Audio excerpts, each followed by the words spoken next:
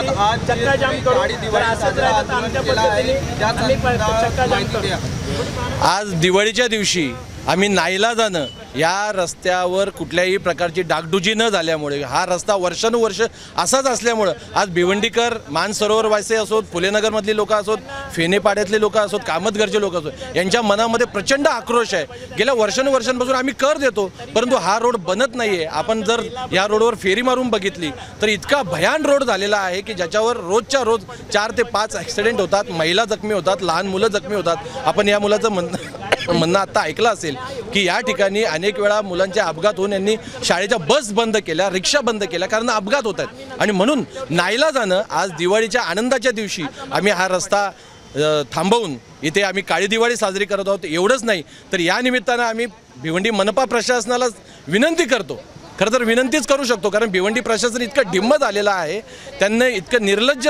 प्रशासन झालं आहे की त्यांना आपल्या ह्या सर्वसामान्य लोकांच्या जीवनाविषयी काही नाही। लोक मरतायत तर मरू द्या। परवाच्या दिवशी टेमघर नाक्यावर एक ॲक्सिडेंट झाला, त्या ॲक्सिडेंटमध्ये एक तरुण मुलगा मेला, परंतु त्याचं कुणालाही सोयरसूतक नाही। या भिवंडी महानगरपालिकेनं भिवंडी शहर आणि भिवंडीची जनता यांना अक्षरशः वाऱ्यावर सोडलेलं आहे असं आपलं म्हणणं आहे। आणि म्हणून त्याचा निषेध म्हणून, या महानगरपालिकेचा निषेध म्हणून आम्ही या ठिकाणी काळी दिवाळी साजरी करण्यासाठी जमलेलो आहोत।